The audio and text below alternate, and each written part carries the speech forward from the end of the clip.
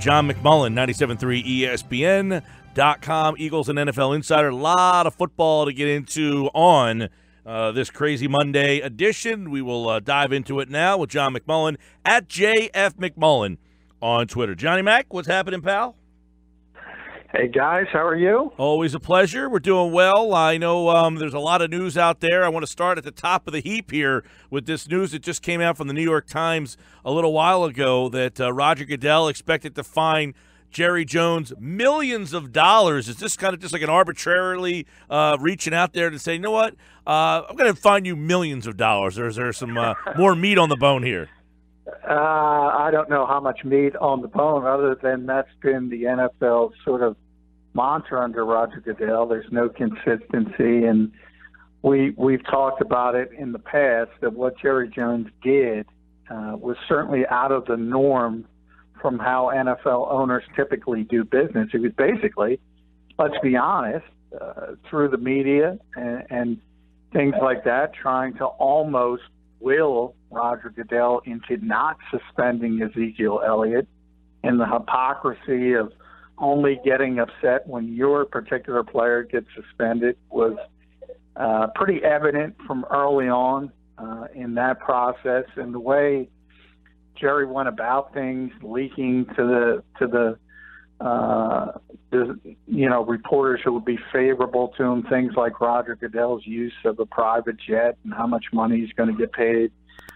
He was always going to lose that fight, and now it looks like he's going to be fined on top. Did he think he was going to lose it to this extent? Yeah, I don't know if he thought it was going to be this bad, but once you have all the other owners sort of falling in line against you, basically it's a club, and it's an exclusive club. It's a private club, and they can do what they want, essentially. So as long as he's got the backing of the majority of the owners, and he certainly does, he can do things like this and say, I'm going to fine this guy millions of dollars. We'll see if that turns out to be true, but I could certainly see $1 million fine. Yeah, and by the way, that wouldn't hurt Jerry Jones all that much. Yeah, millions of dollars, quote, for conduct detrimental to the league. His conduct was his efforts to derail negotiations to renew Goodell's contract. Now, that's the best part of it, is Goodell says, you were trying to get me not allow me to get my job back. So you know what I'm going to do? I'm going to fine you millions, you bastard. How about that one? That's great. As well as his outspoken defense of Ezekiel Elliott. That's per reporter Ken Belson of the New York Times. Yeah, and you realize you can spin it that way, and you certainly can, and that's fair. But you can also take it a step back further and realize that Roger Goodell approved the contract extension, like everybody else, until Roger Goodell suspended Ezekiel Elliott, and only then did Jerry Jones have a problem with the contract extension. So the hypocrisy goes both ways, and it goes pretty far both ways. Right. Only at that moment. So only at that time did Goodell say, you know what, I'm going to jot that down. We'll put that under the finable offense. I mean, it is just ridiculous, which I guess leads us into some of the stuff that's going on for the competition committee. You know, one of the things I guess they said was they really want to try to nail down what a catch is and what a catch isn't. But I was reading stuff over the weekend about the Sloan Conference, and I saw a lot of people tweeting about, John, how eye-opening it was about how behind the NFL is to other leagues in their use of analytics and all sorts of stuff that they can't figure out what a catch is, and these other leagues are passing them in the way that they think outside the box. Yeah, I mean, I'm not sure how true that is. If you think about it, I think a lot of that, I mean, if you look at the popularity of the NFL compared to the other major sports leagues, it's not close. So I think there is some jealousy there. As far as numbers, I've always said analytics, football is the least statistical game, but you saw Doug Peterson use it to his advantage in the Eagles winning the Super Bowl by going so heavily on the fourth downs and being so aggressive and not giving up possessions. That's analytics. And, it depends what your definition is. I mean, they've been using analytics since the 1960s and before. It's just, if you want to use new numbers, maybe they drag their feet into something like that. But I think more of that has to do from a coaching standpoint is a lot of guys are afraid of making difficult decisions because of the microscope they're under. In other words, if you fail on 4th and 1, say, for instance, in the Philly special play, Doug Peterson's getting killed for that. And a lot of coaches don't have the you-know-what to do that. And they don't want the questions at the post-game press conference. They just want to do by the book. And I think you see that in all sports, but I think there's this kind of flawed mentality that certainly the NBA has a younger skewing audience. And I always say, by definition, everything innovative is new, but not everything new is innovative. And too often people think everything new is innovative, and that's not the case. John McMullen, 97.3 ESPN.com. John, now that the dust has settled on that Marcus Peters deal, I was a little surprised to see how little they ended up giving up to get him. A 4th-round pick this year and a 2nd-round pick next year. They must have really wanted him out of there.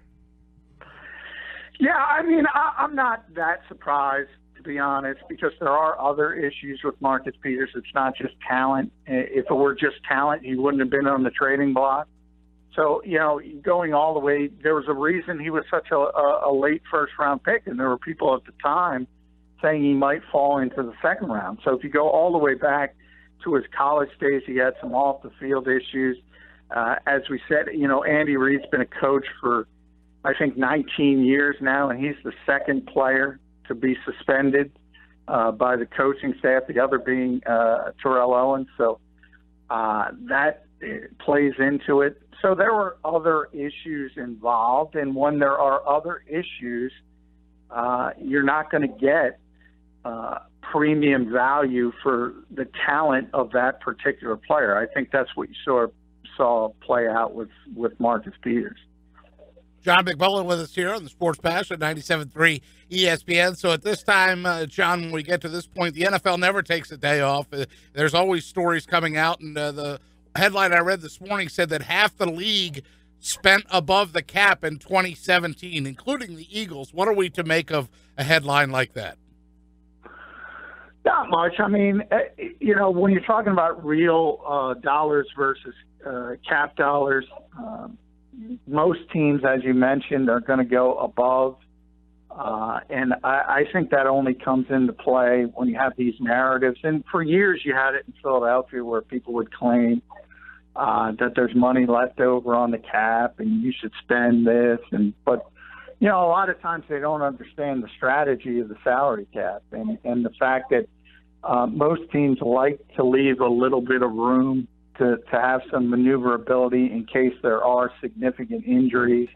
But from a fan standpoint, you just want to say my team is doing everything possible to win. And too often that's equated with spending up to the cap. That's not necessarily the truth, but that's the way people take it. And the Cowboys, all the way at the bottom of that, though, they only spent $115.65 million, 69% of the cap. Do you read anything into that? Well, that's a perfect example of what I was talking about, because the Cowboys, and rightfully so, have always had the reputation of being big spenders. And to be honest, they usually are. But, when you look at spending for teams, this is what I always tell fans: don't look at players. Now, in the case of don't look at salary cap, the real dollars, because everybody spends around the same amount. As you mentioned, the Cowboys were way down for one specific year, but that's not a trend. What you look at is how much money you spend in the organization, because things like coaching staff, there is no coaching salary cap. So if you're skimping on assistant coaches, and things of that nature, that's when you know your team's not really all in. And that's also in lesser sort of aspects of the organization, whether it's the training staff, whether it's, teams building new first-class facilities versus outdated ones, things like that. You can kind of gauge how much an organization really wants to win. Hey, John, I want to get your opinion a little bit on the column you wrote this weekend regarding Blake Bortles and what the message is from the Jacksonville Jaguars there. A lot of people figured there was no question that they were going to move on for him. They ended up giving him a 3-year deal. Yeah, I mean, they picked up this 5th-year option. So, in essence, what they did, you see all these big numbers, and really they lowered their salary cap hit from $19 million to $10 million. So, in essence, by extending him, by getting the deal done, they lowered the salary cap hit by almost 50%, and that enables them to continue to add to what's one of the most talented rosters in the NFL. Now, the issue you have, if you're looking at the Jaguars and saying they're on the cusp of being a significant Super Bowl contender, I think that's strange to say considering how bad, but they were in the AFC Championship game. They arguably could have won that game if Doug Marrone showed a little bit more confidence in Blake Bortles. So you have to ask yourself, if you're on the cusp of that, you sort of have to go all in. And this is a year where you have a ton of available quarterback options, and that's not normally the case in this league because it's a very deep draft as far as quarterbacks go, and you have a lot of guys on the free agent market, starting with Kirk Cousins, obviously, but others who you could argue are better than Blake Bortles. So I think from Tom Coughlin's standpoint, he's kind of looking around and saying, well, you don't want a rookie because even if it turns out to be a good rookie, he's going to struggle at times. And you're probably not going to make a Super Bowl run with a young quarterback making mistakes. And then you have to look at, do you have the ability to go get a Cousins when you have the New York Jets and all their salary cap room out there? And maybe the Minnesota Vikings, and they might even be closer to the Super Bowl. So I think he looked at the landscape and said, it might not be the best thing in the world, but for this particular team at this time, Blake Bortles remains the best option, and they're going to go forward by trying to build the best possible team around Bortles and hope he can be a game manager. Well, yeah, and you look at the makeup of this year's Final Four, you had 3 quarterbacks who were just, guys, really realistically, along with Tom Brady. But is that also the message of, look, there are a handful of elites, we don't have them, and the drop-off is not worth paying for? Like, in other words, I would rather just stick with what I know than give Kirk Cousins $145 million to come here and play. Yeah, I think that's exactly it. I mean, if you look at Kirk's, arguably is going to be in that $27, $28 million a year range versus the $10 million cap hit Blake Bortles is going to have. Well, that's a lot of money. You have to build a roster that's already one of the best in football. And maybe the chasm isn't as great as we think it is. It probably is if it's Bortles versus Tom Brady or Bortles versus a healthy Carson Wentz.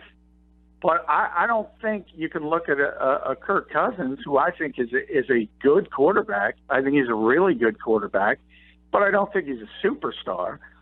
So I think that's exactly the way Jacksonville was looking at it. I think this is also kind of an indication, what's the trickle-down effect for the Case Keenums of the world, that guy that's not Kirk Cousins? Was that a good day for them, or did they kind of cringe and say, ooh, that's not so good for us? They cringed because I think, and you bring up a good game, because the report comes out today, everybody knew it, but the Vikings are not going to put the franchise tag on Case Keenum because they don't want to pay him $24 million a year. And they look at the value of Blake Bortles' contract and getting, what do you get, $26, $27 million guaranteed, somewhere around there. a very manageable cap hit, as I mentioned.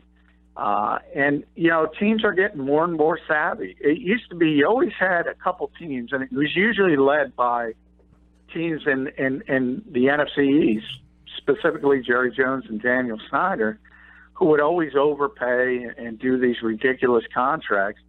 You don't have those anymore. You have a bunch of savvy general managers who always cobble together team-friendly contracts, and that's exactly what Blake Bortles' deal was. So from a free agent quarterback standpoint, that was not a good deal to see. So, John, who's winning some of these offseason appearances? I saw you retweeted Doug Peterson stayed an extra half hour to make sure everybody got an autograph, right? You had Jalen Mills talked to the Temple basketball team yesterday, and Temple came out on fire. And then, of course, our man Jason Kelsey marching with the Mummers in Manayunk. A lot of Super Bowl glow continuing. Yeah, well, I think, in a lot of ways this team gets it, and that's one of the reasons why they were as successful as they were. And I do think it starts at the top. I do think that it starts with Doug Peterson. I thought he got what being a head coach in this town is, maybe because he played here. Even though it was for a very short period of time, he certainly coached here. He knows the area.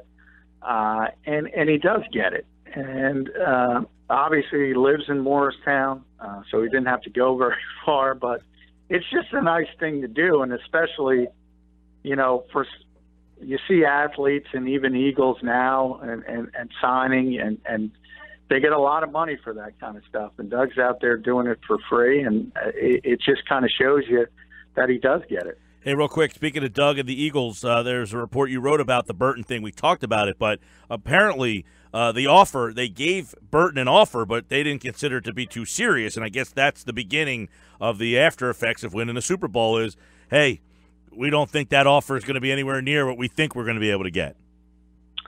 Yeah, and you never know. I mean, you can point back to last year with Alshon Jeffrey. I think we all saw him coming up to free agency, and there were numbers being bandied about 16, 17 million a year, and all of a sudden he gets there, and the market isn't there for him. And that's how the Eagles were able to get in and get him on a one-year deal, and got lucky in a lot of ways, and then he got the extension in December. I think a lot of people look at Trey Burton and say he's going to get starter money. But, you look at him, and he's not the biggest guy in the world. He's very small for a tight end. He doesn't block well. He is a very good receiver, but he's never played significant snaps. So I think the assumption is he's going to get upwards of $6 million a year, and we can all say that. But until we get to March 14th, if that offer is there, he's gone. There's no question about it because the Eagles can't afford to pay him that. But maybe that offer is not going to be there. And if that's the case, maybe they can get back in the conversation.